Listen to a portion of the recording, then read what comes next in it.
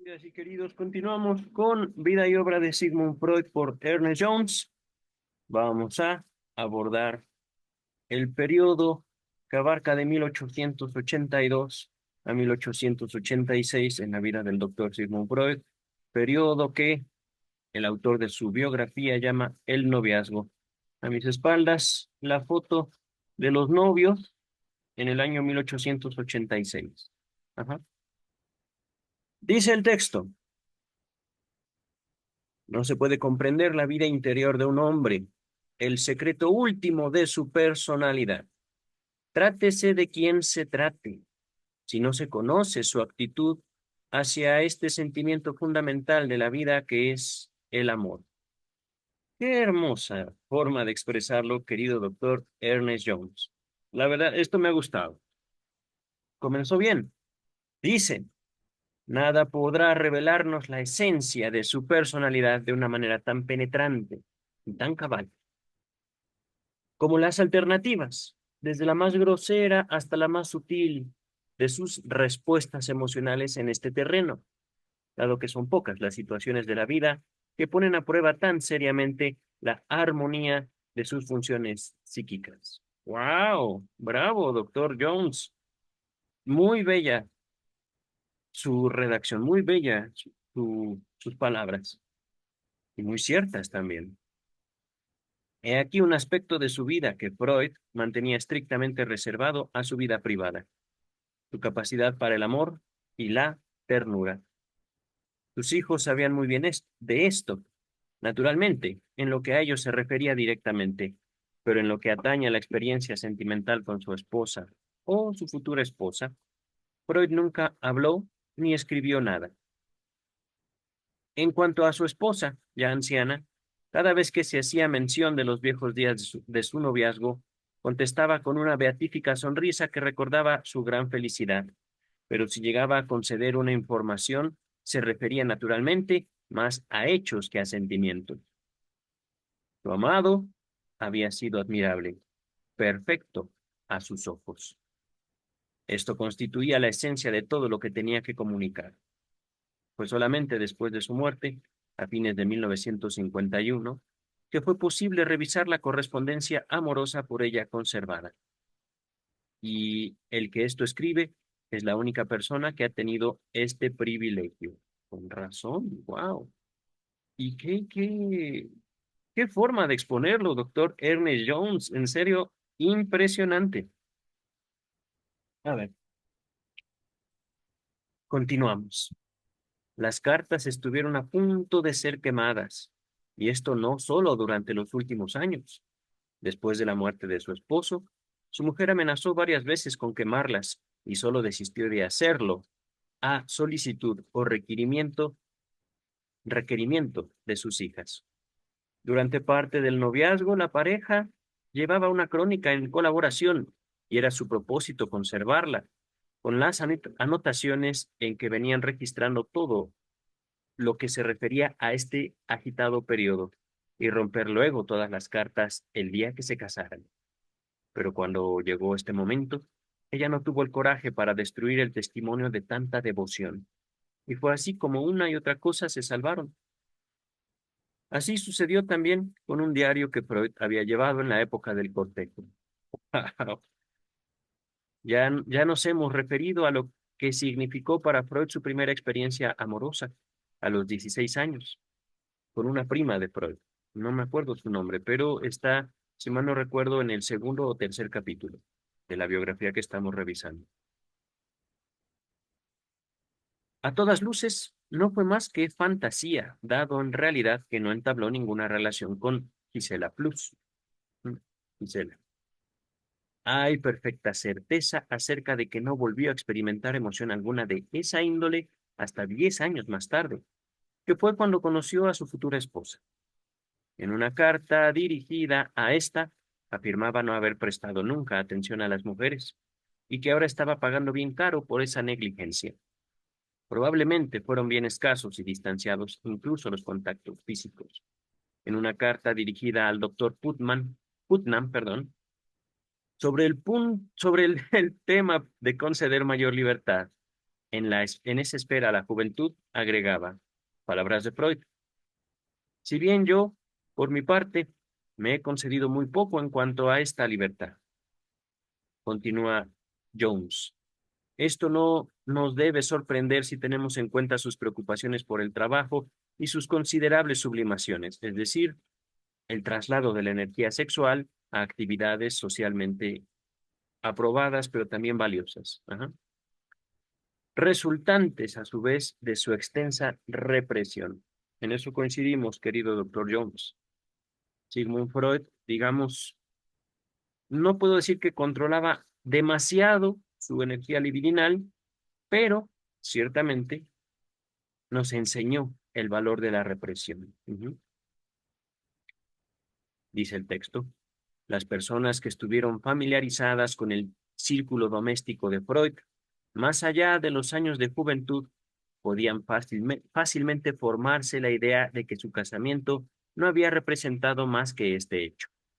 Dos personas, más o menos educadas el uno para el otro, se habían encontrado y habían decidido casarse.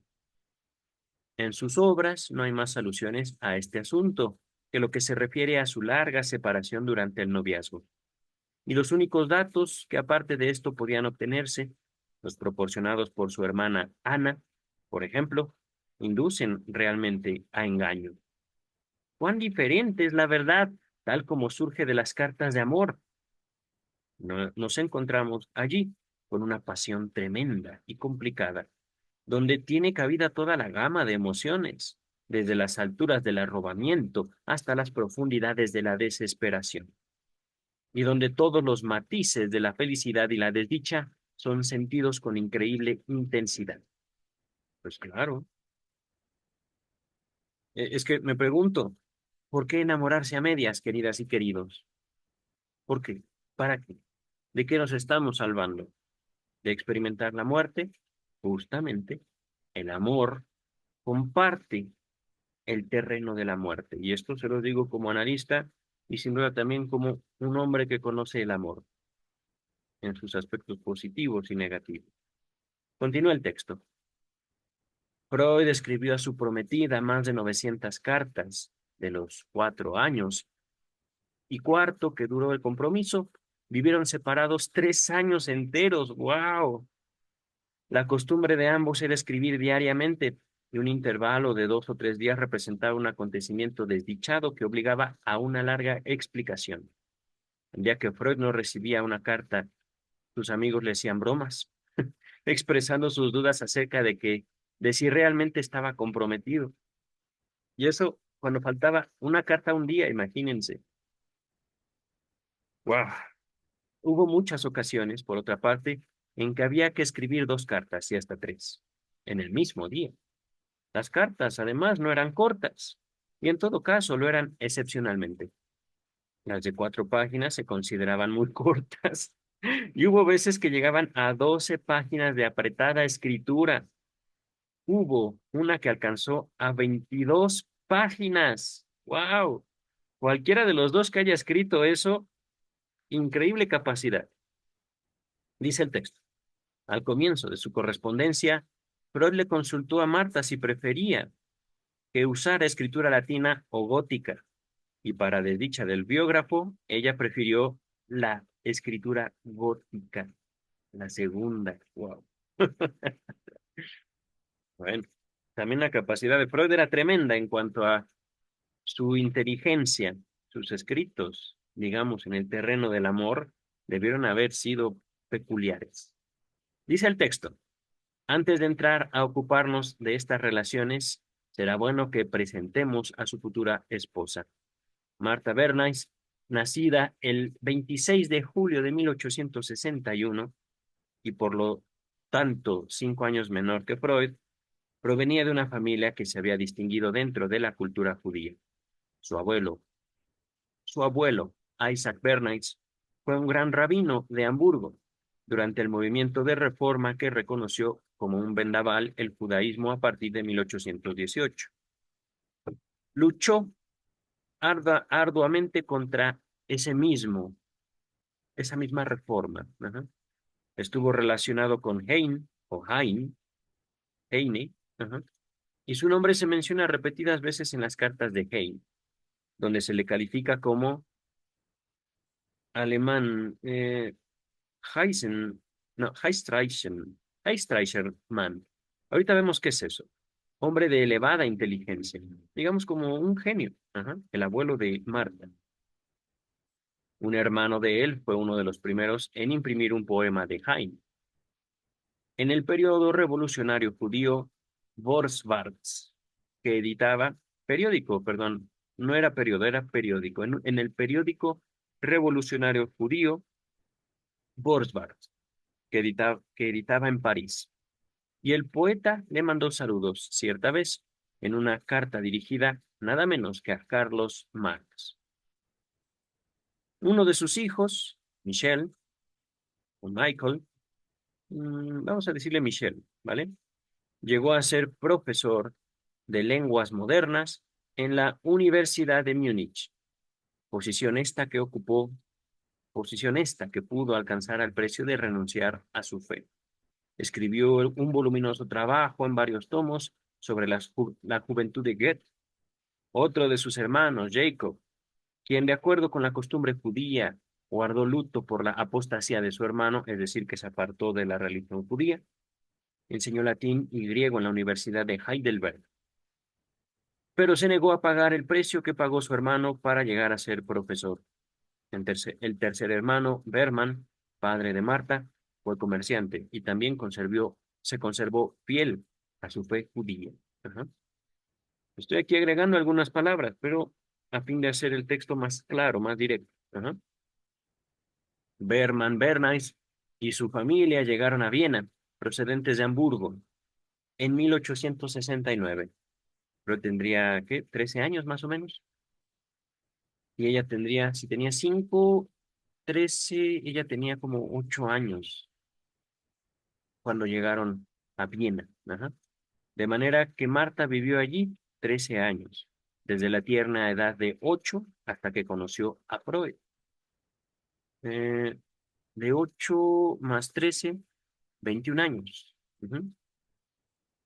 Dice, conservaba el recuerdo de su madre llorando. Sus lágrimas caían como un chasquido sobre la cocina caldeada, ante la perspectiva de tener que abandonar su querida ciudad. Como veremos luego, su madre no estuvo satisfecha hasta el momento en que pudo retornar a su viejo hogar. El padre de Marta fue designado secretario del conocido economista vienés Loren von Stein, y de ahí su permanencia en Viena. En una fría noche de 1879, el 9 de diciembre, murió víctima de un síncope a plena calle. Al morir él, su hijo Eli ocupó por un tiempo el mismo puesto. Marta Bernays era delgada, pálida y más bien bajita.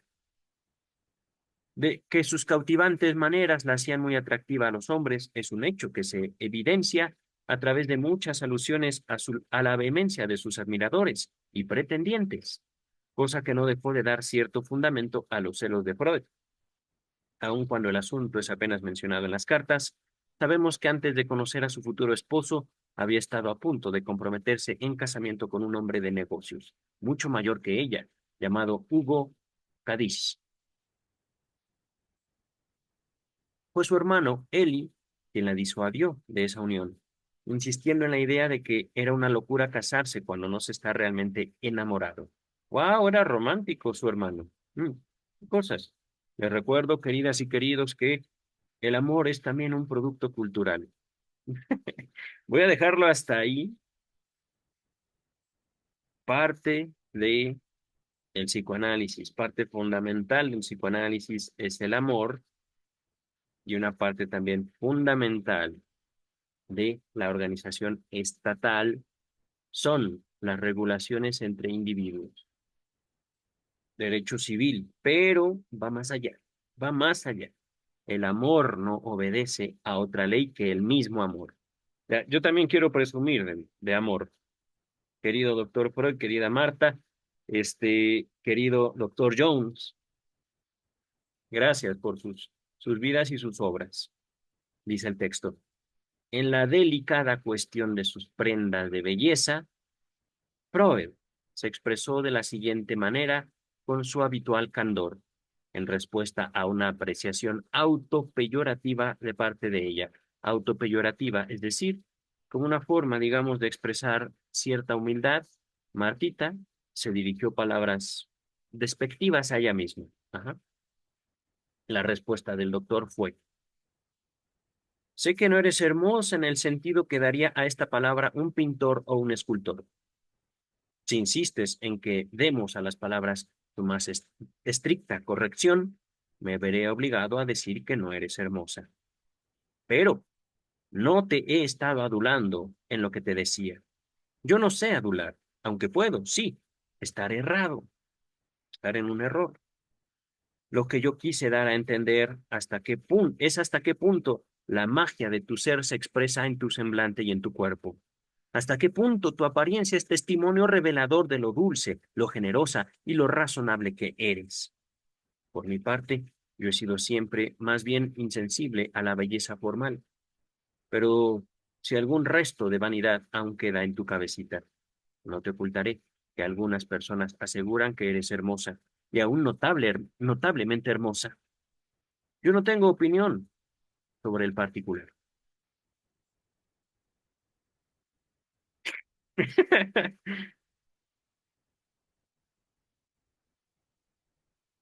No sé por qué hacía eso, doctor Frank.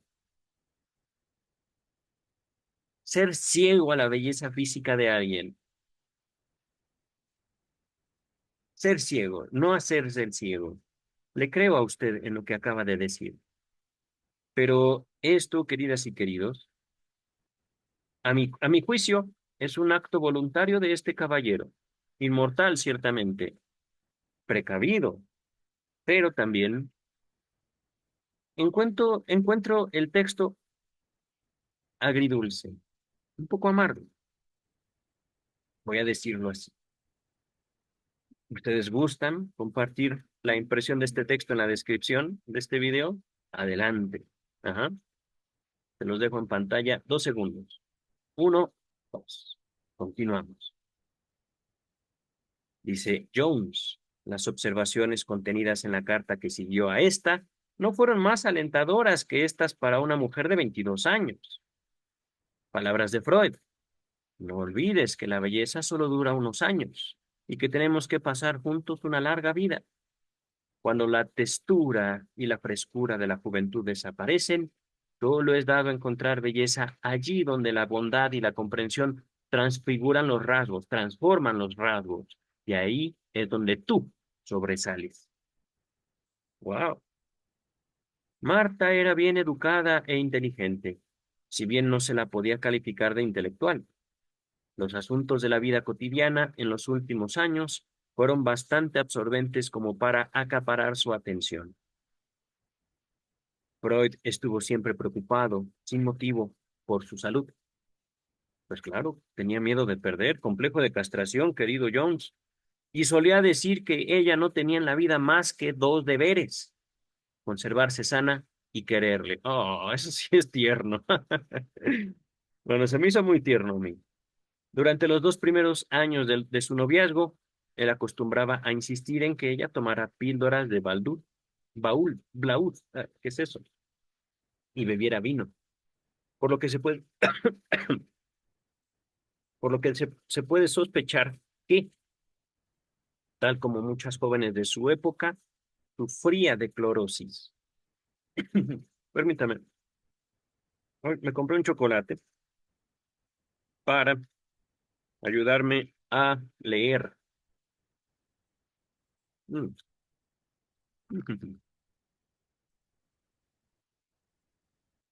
¿Qué es la clorosis? No lo sé. Mm. Voy a dejar esa investigación pendiente. No nos vamos a detener en ese punto, ¿vale? Vamos a avanzar en la lectura. Mejor. Ay, bendito chocolate.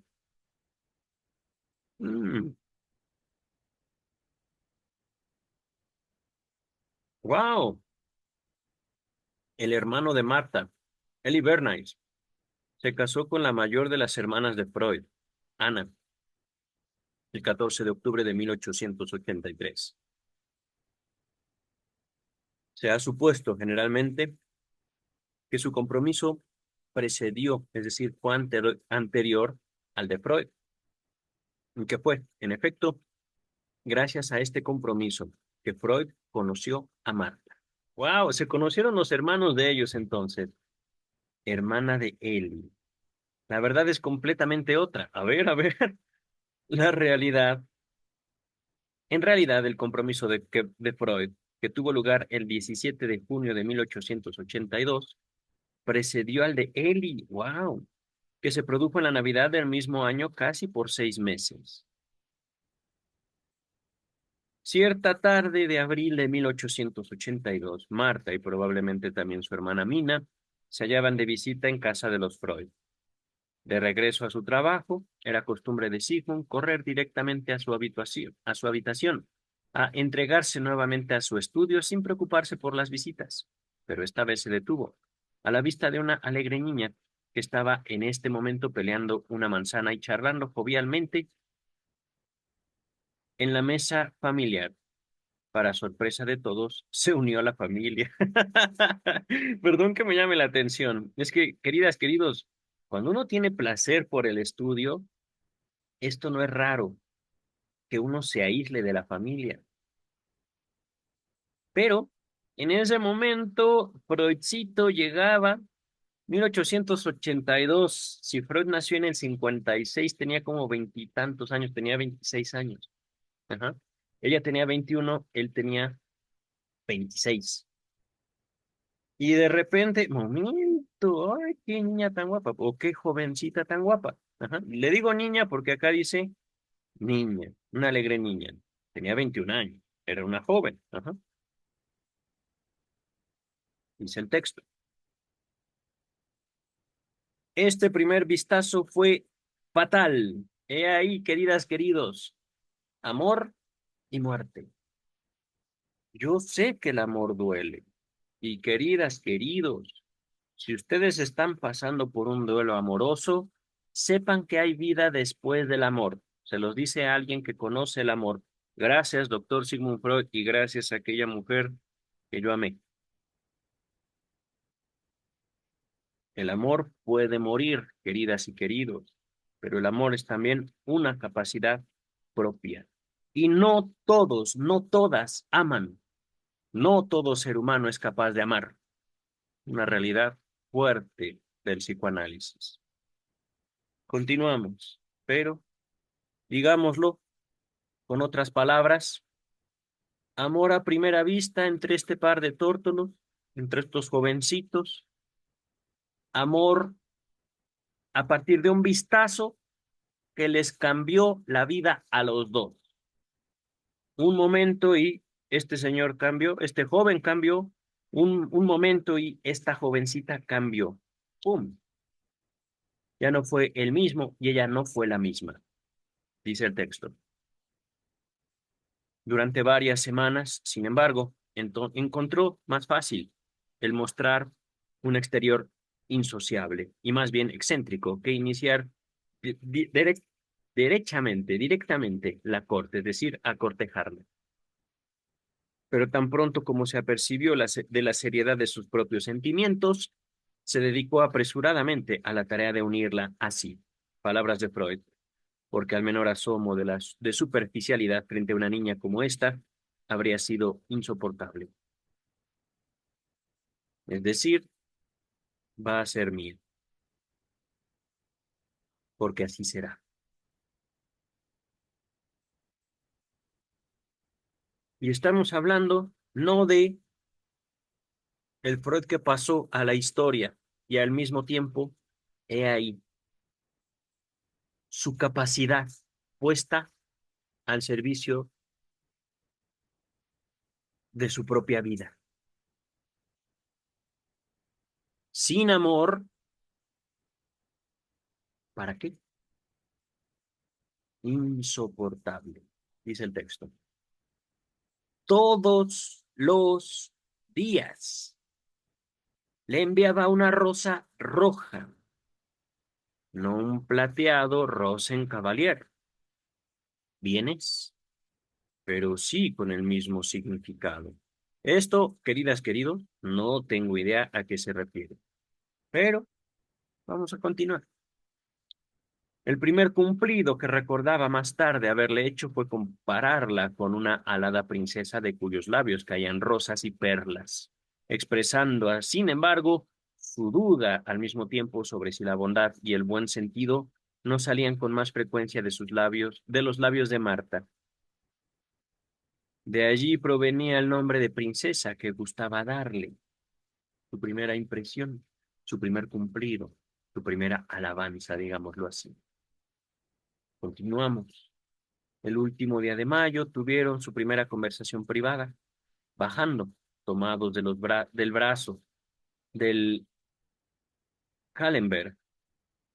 En su diario ese día se preguntaba si él podría significar para ella siquiera remotamente lo que ella significaba para él. Pero fue también el día. ¡Ay! Que interpretó el haber rechazado ella el regalo de unas hojas de roble como frialdad. Esto le hizo odiosos los robles. Al día siguiente paseaba con Marta y con la madre de ésta por el Prater, y le hizo tantas preguntas sobre ella, que cuando ésta regresó a su casa le habló de todo ello a su hermana joven, Mina, agregando, ¿qué deduces de esto? Oh, qué interesante. Es decir, querida hermana, yo sé que tú piensas. La respuesta fue más bien desalentadora. Es muy amable, Herr Doctor, al tomarse tanto interés por nosotras. ¿What? ¿Por qué? No lo sé. Como si, así lo estoy interpretando, como si su hermanita le hubiera dicho, no te hagas ilusiones, hermana, él solo quiere jugar contigo. Ajá. Vamos a ver, ¿qué dice el texto? El día 8 de junio la encontró haciendo una cartera para el primo de ella, Max Mayer, y dedujo que él había llegado demasiado tarde. Es decir, se va a casar con Max. Ajá. Ujú.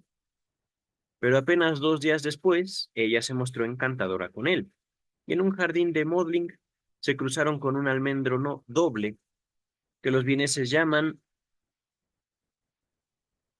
Valley Bench. Vamos a dejarlo así, lo cual impone el pago de una prenda por persona, en forma de regalo. En este momento, la atracción ya era evidentemente recíproca, y por primera vez Freud se atrevió a concebir esperanzas. Al día siguiente, ella le enviaba una torta hecha por ella misma para que él la disecara, entre comillas. Es decir, tú eres un doctor, abre esta torta, abre, como torta entiendo un pastel, ajá, no sé, un alimento. Firmando el envío, Marta Berlitz. Pero antes de despacharla, había llegado a sus manos, enviado por él, un ejemplar de David Copperfield, la novela, ajá, de modo que ella agregó algunas cálidas líneas de agradecimiento, firmando Marta.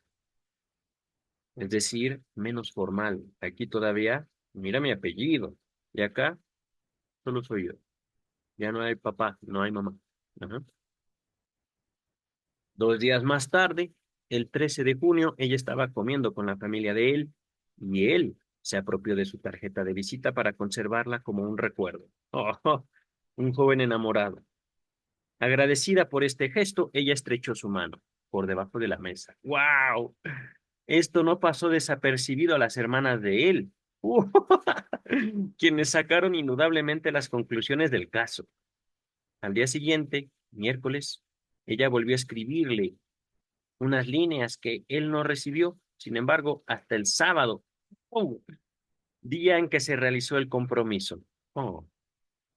Al día siguiente salieron ambos a pasear, acompañados por el hermano de Marta, y ésta le dijo que había arrancado para él en Baden una ramita de capullos de Lima que le entregó el sábado.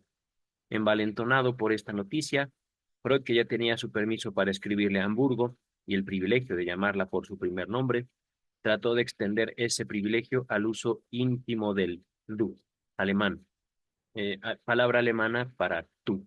Ajá.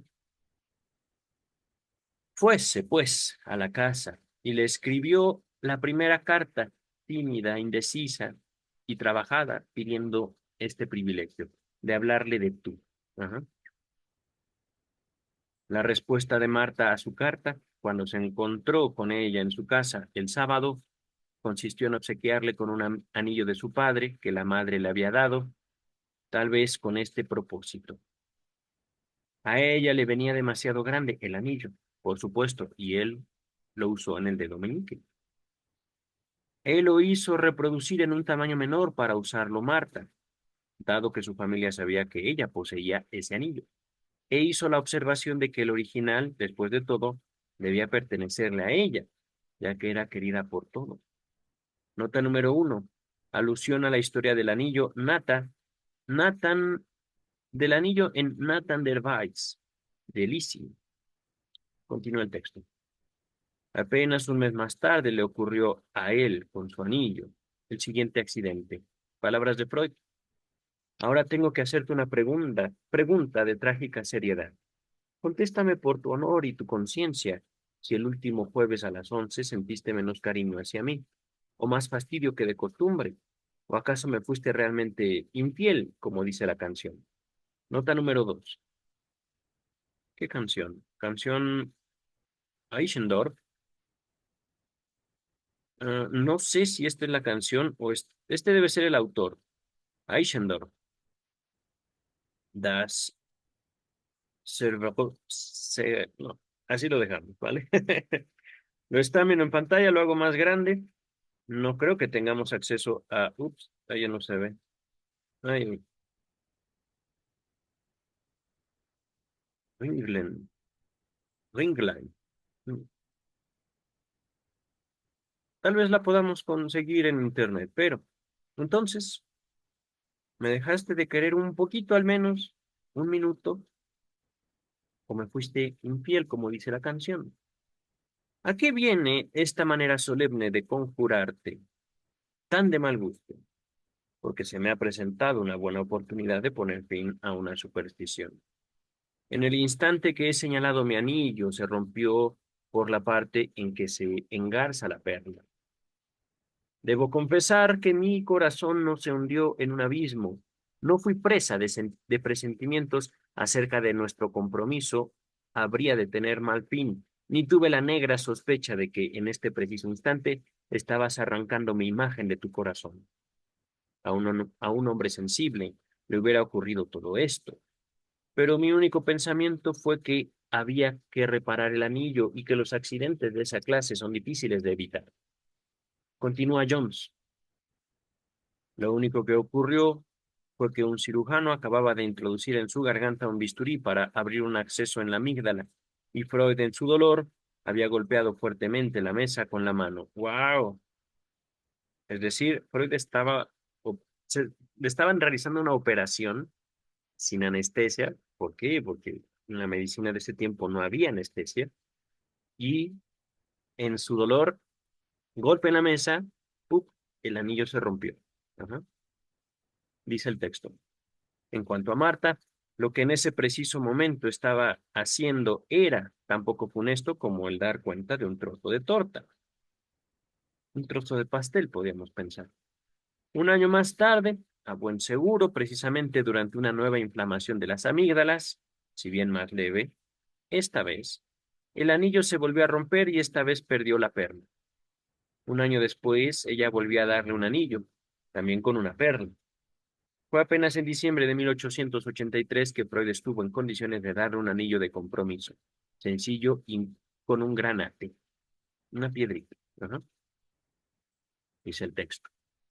Aquel sábado tan importante o significativo, después del cual se consideraron comprometidos en matrimonio, era el 17 de junio, fecha que ya nunca olvidarían.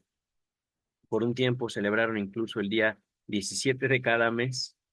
En febrero de 1885 fue cuando por primera vez se olvidaron de mencionar esa fecha en sus cartas.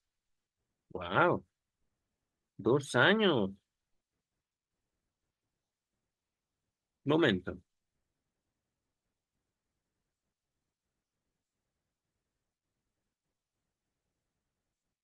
Dice en diciembre de 1883. Y acá, junio. Debe ser del 84. Hmm.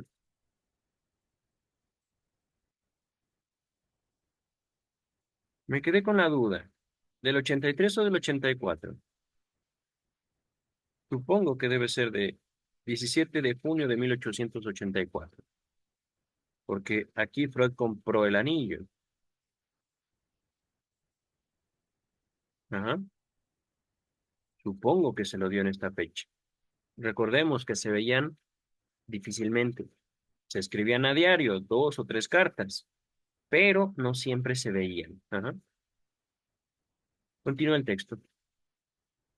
Freud volvió a verla al día siguiente, tan solo fugazmente, pero evidentemente no perdió el tiempo, pues según observó, la había besado en esos días más de lo que besó a sus hermanas. Up, up, up, up, up. En sus 26 años de vida.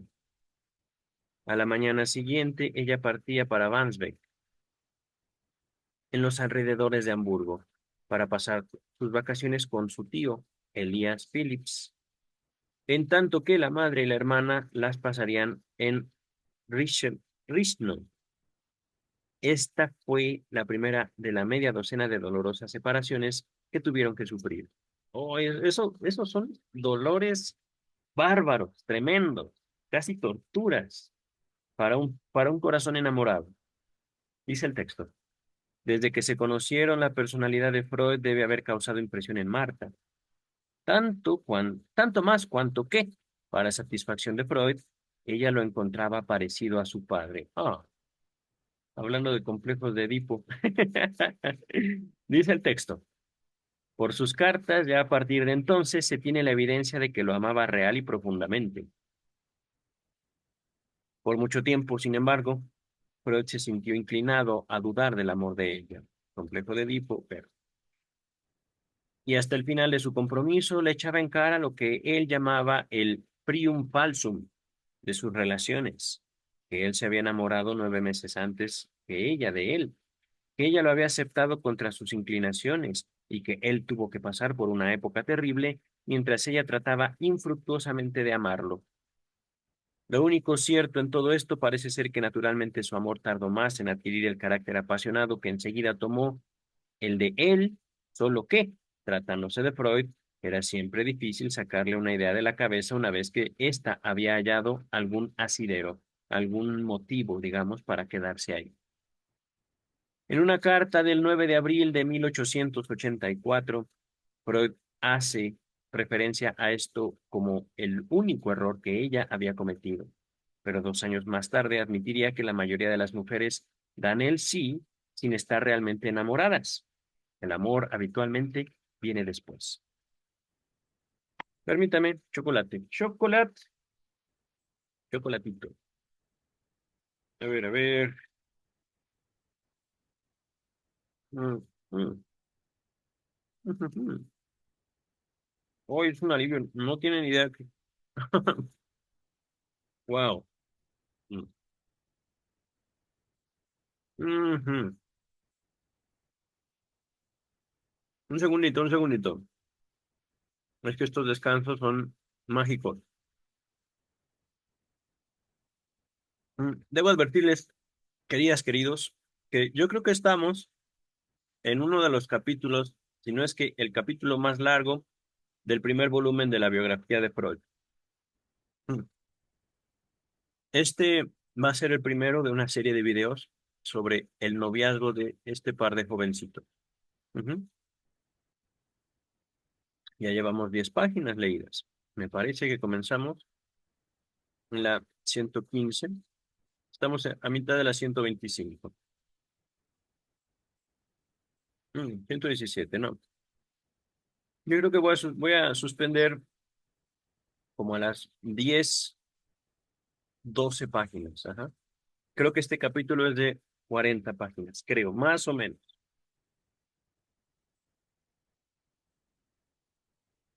Dice Ernest Jones.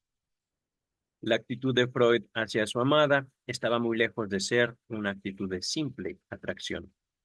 Era verdaderamente una gran pasión. Estoy traduciendo el francés. Ajá. No es difícil eso, pero pronunciarlo, uf. Entender el francés no es otra cosa. Se me hace más fácil el japonés que el francés. Dice el texto, Freud iba a experimentar en su propia persona y en toda su fuerza el terrible poder del amor, con todos sus arranques, temores y tormentos. Despertó en él todas las pasiones de que era capaz su vehemente naturaleza. Si alguna vez un hombre llegó a ganar, gracias a un ardiente aprendizaje, el derecho a hablar con autoridad del amor, ese hombre es Sigmund Freud. El día antes de la separación tenía el temor de despertar de lo que tal vez no había sido más que un engañoso sueño de bienaventuranza, y no quería creer en su buena fortuna. Pero una semana después se pregunta por qué no habría de alcanzar siquiera una vez más de lo que merecía. Nunca había imaginado tanta felicidad. La característica aversión de Freud a las transacciones, evasiones y ocultamientos de la verdad se mostró en toda su amplitud en esta, la más grande experiencia emocional de su vida. Sus relaciones tenían que ser enteramente, cabalmente perfectas. Ni la menor de las sombras debería empañarlas. Por momentos parecía que su objetivo fuera más bien la fusión que la unión. Oh, querido doctor Freud. Ah, ¿qué? Me ha recordado viejas andanzas, querido doctor Freud, dice el texto. Un fin como este, imposible en todo caso, habría de encontrar en esta ocasión grandes obstáculos frente a una firme personalidad, ya que con toda su dulzura, Marta no era precisamente un modelo de complaciente docilidad. Apenas una semana después de la separación, nos encontramos con el primer débil indicio de su intención, que nunca pudo verse realizada, de moldearla a su imagen y semejanza. Al regañarle por haberle enviado un regalo extravagante, ella le dice firmemente, no debes hacer esto. Esto da lugar a una inmediata reprobación de parte de él, seguido de los habituales autorreproches de proceder así. Bien pronto habrían de llegar dificultades mucho más serias. Un tal Max Mayer de Hamburgo, primo de Marta, había sido el primer predilecto de ésta antes de conocer a Freud. Esto fue suficiente para dar lugar a los primeros arranques de celos. Estos eran alimentados por una de las hermanas de él, malvada, que le habló, no sin malicia, por cierto, del entusiasmo demostrado por Marta por unas canciones que Max había compuesto para ella y le había cantado. Pues claro, digo, los músicos. ¿Ah? Más tarde, Max provocó la furia de Freud diciéndole que Marta sentía la necesidad de ser amada y que por ello pronto encontraría marido. Freud siempre se atormentaba a sí mismo mucho más de lo que hacía sufrir a los demás. Incluso después de este primer y ligero incidente, sintió la necesidad de escribirle que había superado el estado de ánimo en que le había escrito y se sentía ahora avergonzado. Palabras de Freud. ¿Cabe mayor locura que esta? Me decía yo mismo. Has conquistado a la queridísima niña completamente sin mérito por tu parte, y no encuentras nada mejor que acusarla apenas una semana después de acritud y atormentarla con tus celos. Cuando una niña como Marta siente cariño hacia mí, ¿cómo puedo temer a un Max Mayer o a una legión de Max Mayers? Fue una expresión de este amor tan hondamente arraigado, pero torpe y autotorturante. Ahora me he desprendido de esto como de una enfermedad. Mi sentimiento con respecto a Max Mayer era una desconfianza de mí mismo, no de ti. Palabras de Jones. Esta sabiduría no había de durar mucho. Sin embargo, volvió a ser em- empañada una y otra vez. Empañada, oscurecida. Ajá. Bien pronto fue eclipsado por una figura más perturbadora. No un extraño para Freud esta vez, sino un íntimo amigo. Fritz Wahl, o Walhe, Walle. Voy a leerlo como si fuera alemán. Ajá. Vale, o Val. Max era un músico y Fritz un artista. Hechos nada tranquilizadores en sí mismos, ciertamente, queridos, queridas. Voy a dejarlo así, pero sujetos masculinos con cualidades y también con defectos. Ajá. No es ni bueno ni malo, trae bueno y malo asociado. Tanto la música como el arte en general, puede ser dibujo, escultura, lo que sea. Ajá. Los artistas y su relación con la libido, dice el texto. Freud tenía una opinión formada acerca de la capacidad de estos hombres para hacerse querer por las mujeres. Y pues claro, es que es obvio. Y una vez le habían hablado, además de la reputación especial que tenía Fritz, de ser capaz de seducir a cualquier mujer y apartarla de otro hombre. Palabras de Freud. Yo creo que hay una enemistad de carácter general entre los artistas y las personas cuya vida transcurre entre las alternativas de la labor científica. Pues claro, sabemos que en su arte ellos poseen la llave maestra que abre fácilmente todos los corazones femeninos, mientras que nosotros quedamos mirando, impotentes, el extraño diseño de la cerradura y tememos que atormentarnos y tenemos que atormentarnos bastante hasta descubrir la llave apropiada. Fritz estaba comprometido con una prima de Marta, Elise, pero por mucho tiempo había sido un amigo fraternal de Marta, sacándola a pasear y alentándola en diversas formas. Era una amistad íntima, si bien aparentemente sin un verdadero arrière pensée. No sé qué es eso, pero ahorita lo buscamos. Pero en una ocasión, por lo menos, terrible dictó. Ella le permitió que le diera un beso. Antes de continuar, maldita sea, no sé francés, o bueno, no a esta profundidad. Tengo, debería tener abierto mi navegador. No, no está abierto. Un segundo. Traductor. Aquí está. Francés. Pensar atrás. Arrière-pensée. Ujú. Pensar atrás.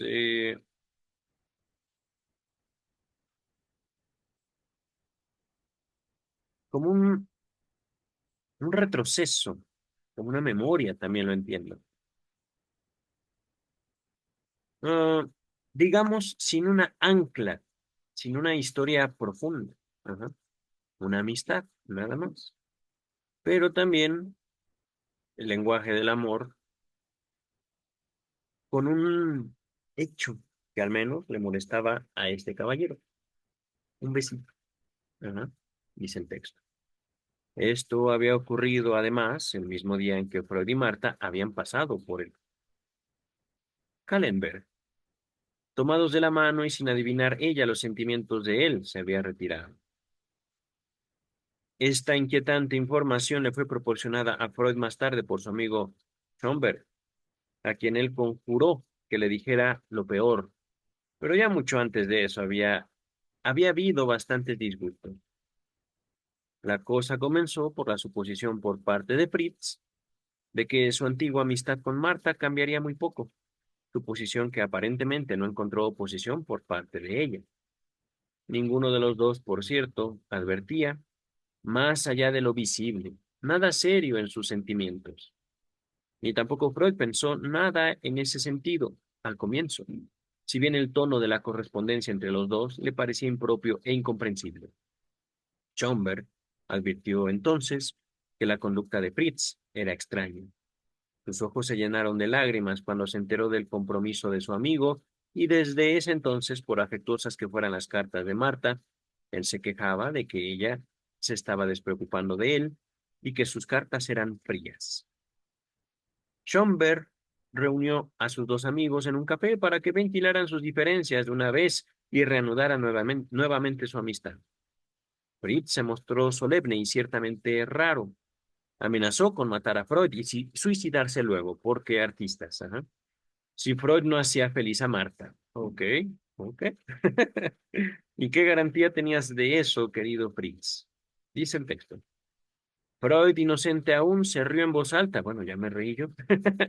A lo que Fritz declaró descaradamente que si él le escribía a Marta induciéndola a romper con Freud, él estaba seguro de que ella así lo haría. Todavía Freud, no, perdón, es que artistas, pasionales.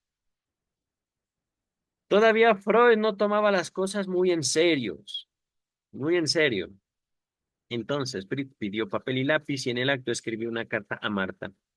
Freud insistió en leer la carta, cuyo texto le hizo subir la sangre a la cabeza.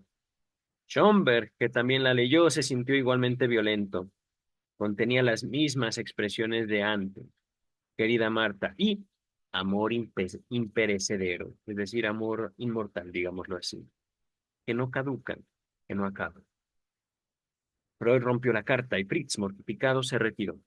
Bien, querido Freud, vientos. Ambos amigos lo siguieron tratando de hacerle volver a sus cabales, pero él, Fritz, solo atinó a estallar en llanto. ¡Wow! ¡Qué escena! Esto aplacó a Freud, cuyos ojos también se humedecieron. Pues claro, tomó el brazo de su amigo y lo acompañó a casa. Pero a la mañana siguiente, Freud cambió de ánimo y se sintió avergonzado de su debilidad. Palabras de Freud. El hombre que hace aflorar lágrimas a mis ojos tiene que hacer mucho para que yo lo perdone. Ha dejado de ser mi amigo. Y pobre de él si llega a ser mi enemigo. Bravo, bravo por eso. Estoy hecho de una pasta mucho más dura que la de él. Y si llegamos a medirnos ya verá que no es mi igual. Me pregunto a quién dedicó esas palabras, para quién las escribió. Tal vez para él mismo, pero tremendo, doctor Freud. Dice el texto.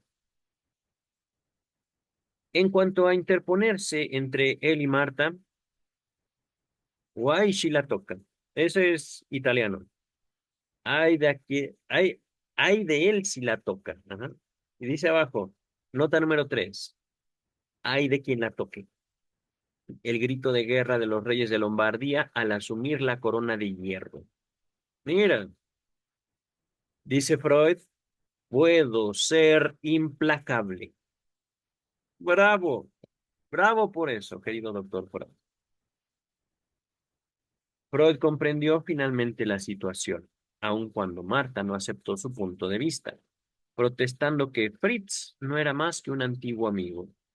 Pero a él le resultaba patente ahora que, sin hacerlo conscientemente, Fritz estaba realmente enamorado de ella.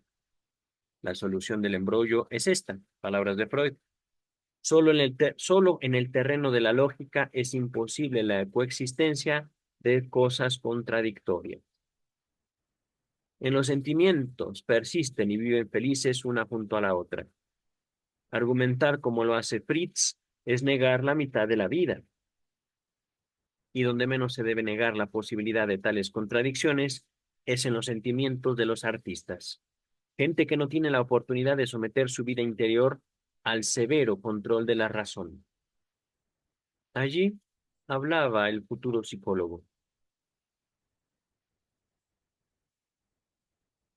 Palabras de Jones, queridas, queridos. Vamos a concluir este periodo o este evento de Fritz y hasta aquí dejamos, ¿vale?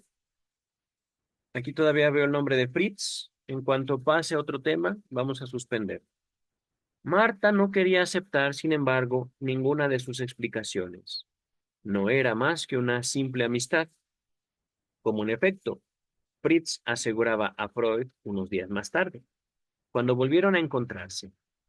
Su inconsciente probablemente estaba mejor enterado, pues demostraba la actitud característica de una mujer bondadosa frente a un amante desdichado, una gran piedad. Freud llegó a la conclusión de que lo único que podía hacerse era conseguir prestado, a toda costa, el dinero necesario para ir a Wandsbek y restablecer allí la armonía perturbada. Así lo hizo, llegando allá el 17 de julio en el día del compromiso. Por lo tanto, y permaneciendo 10 días allí. Esta fue la primera de la media docena de visitas que hizo allá. En la carta que le anunciaba la visita, agregaba, Journeys ends in lovers meeting. Every wise man, son both know.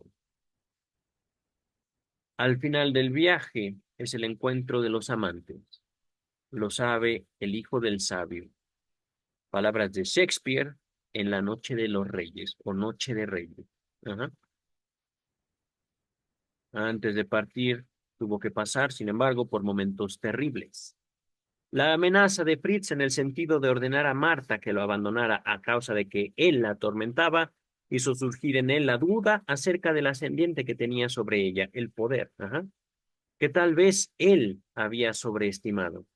Esto le produjo, entre palabras de Freud, un miedo espantoso.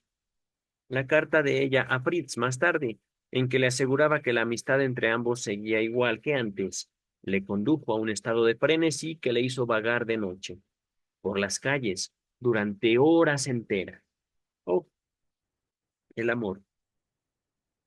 La necesidad de conservar el secreto dentro del proyectado viaje a Wandsbek presentaba no pocas dificultades.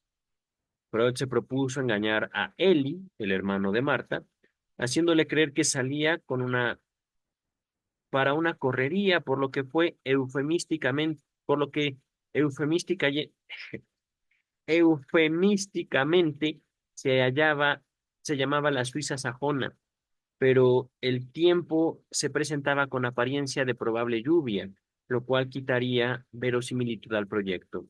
Mm, Básicamente, Freud presentando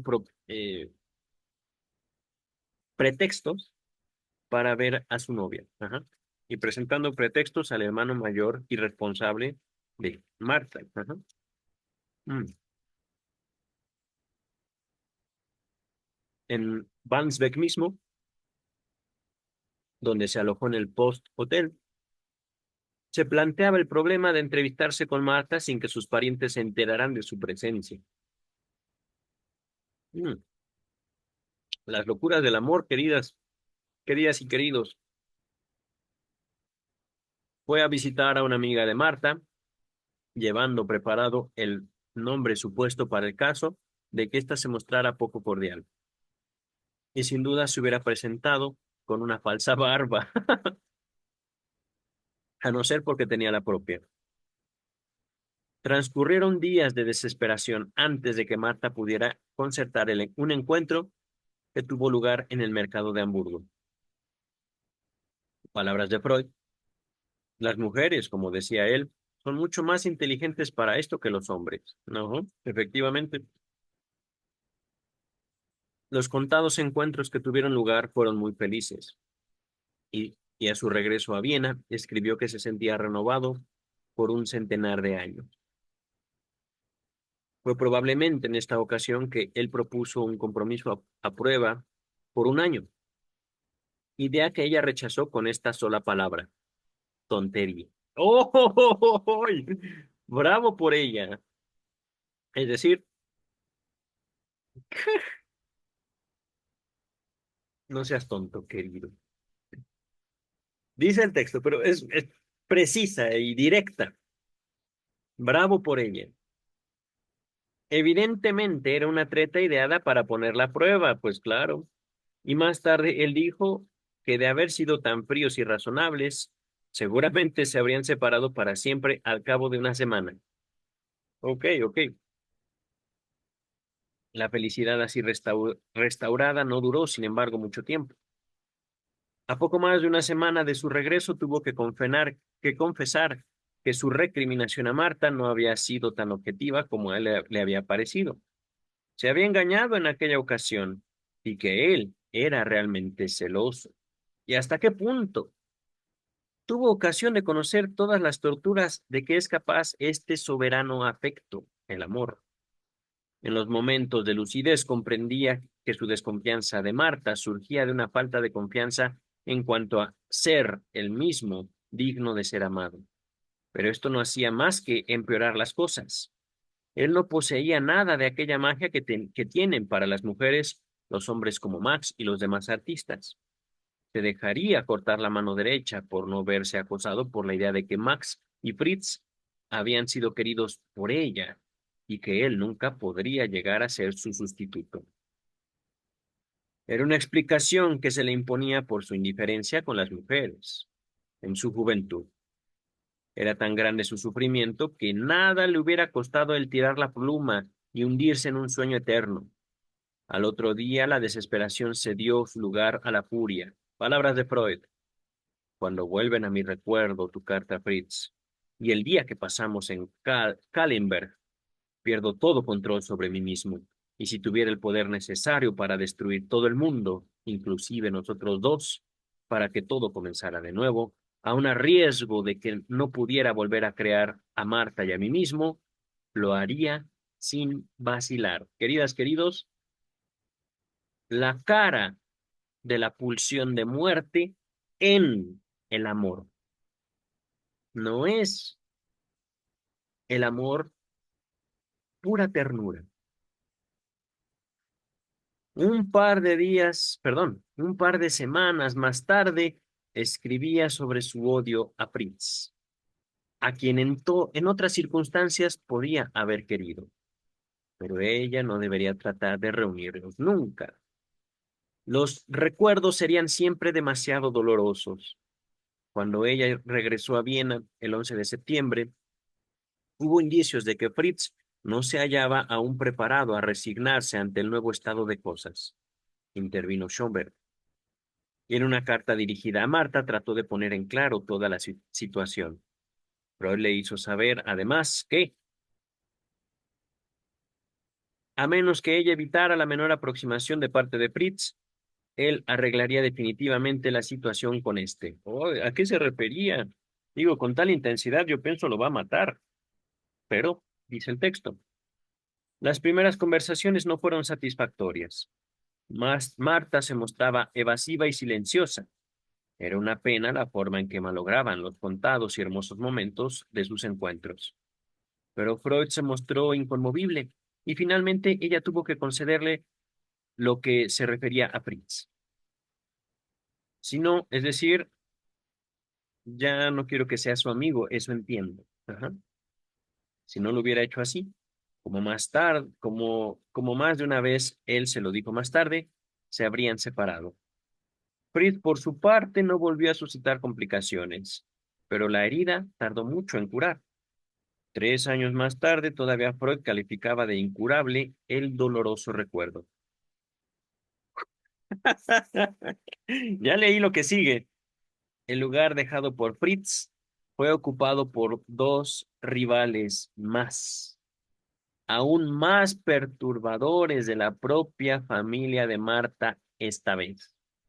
El hermano y la madre, a quienes nos corresponde presentar ahora. Hasta aquí dejamos, queridas, queridos. Página 131, final de la página 131. Como pueden ver, todavía falta un buen tramo de este capítulo. Ah, miren, 20 páginas. Llegamos creo que a la mitad. Estos son textos menos conceptuales, mucho más episódicos, narrativos. Ajá, no requieren de tanta explicación como otros textos que estamos leyendo en este canal. Ajá. Dejamos entonces hasta aquí. Se deshace Freud de un rival, apelando al sentimiento de ella, pero surgen dos rivales y mucho más cercanos a ella que un amigo. Queridas, queridos, nos vemos en el siguiente video para, yo creo que concluir este capítulo de el noviazgo entre Sigmund Freud y Martha Bernays. Bye, queridas y queridos.